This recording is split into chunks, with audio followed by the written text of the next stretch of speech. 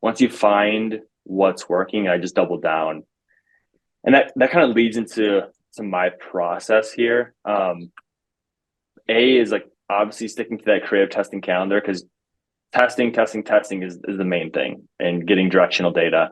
Because I think that's how, again, you're taking that next step forward. You're making an ad account 1% better, whether that be through creatives, offers, headlines, text, whatever that is. Um, how I approach it is trying to identify angles through creative. So essentially, it's creative testing, but figuring out what within those creatives are working really well. The easiest example I have is a static image and putting different headline text over it, but each different headline text is speaking to a different customer.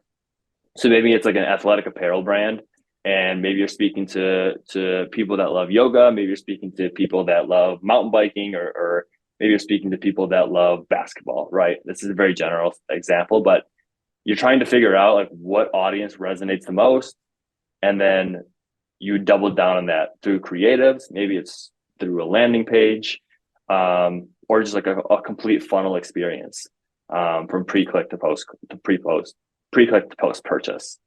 Um, how are you guys kind of analyzing that, or what's that first kind of like testing method?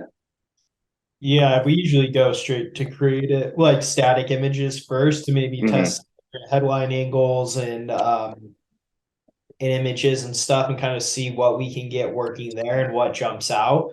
And then once we kind of find some themes through statics, we'll then go and recommend um, content iterations from there, like video productions to get made around those types of angles. Yeah, so you're kind of you're essentially throwing out Yeah. feelers, to see what direction to take, and then you're like, okay, this direction is resonating. Let's double down. More creatives, more formats, maybe more landing pages, whatever it is. Yeah, exactly.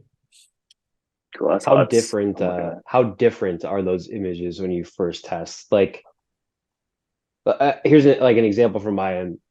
We have I have it behind me. It's a Marvel body wash pack, and there's like three different groups of people that like buy and use it. It's dudes who buy it for themselves, which is low. It's moms buying for their kids, and it's girls buying for their boyfriends. Like those are the three different, and we didn't know that for a while, but Mhm. so when we create creative, like that's we're creating ads for those individual types of people, and that's what like we'd start with. So like an example for you guys, like how wide and different are those initial like headline tests, for example? Good question. In that case,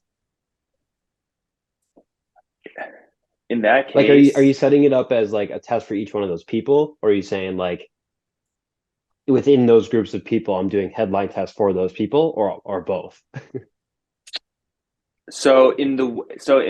how I'm envisioning it is one test with the one variable being the headline, targeting the different like audiences essentially.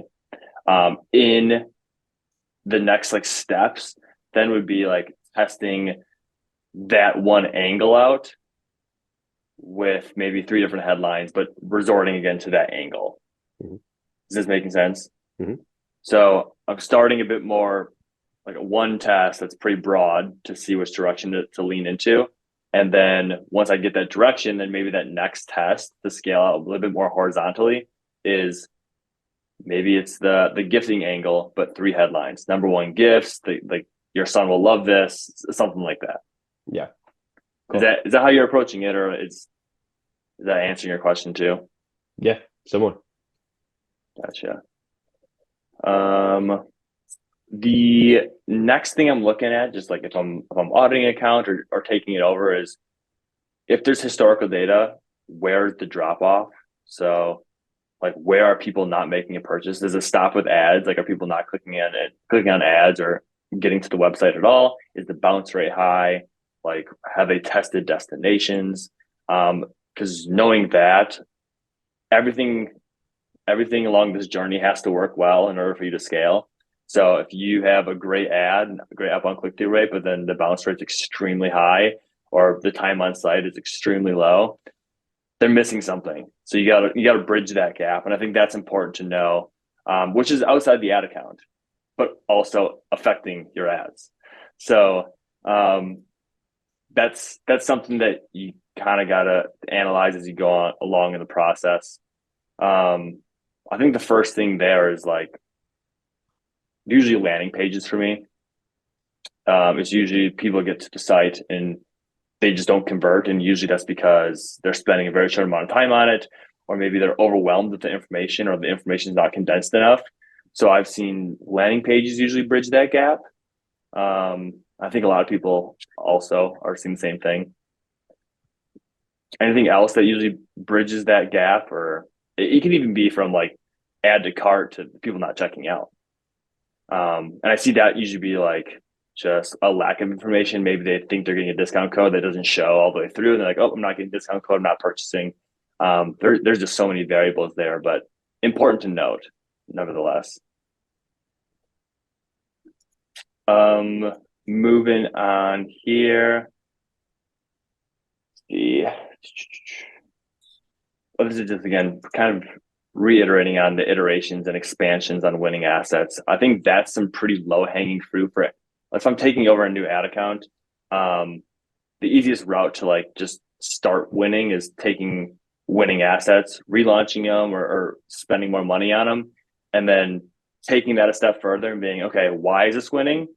How can we duplicate this, and get more of that into the account? I think that's the low hanging fruit to scale the ad account or your account as a whole.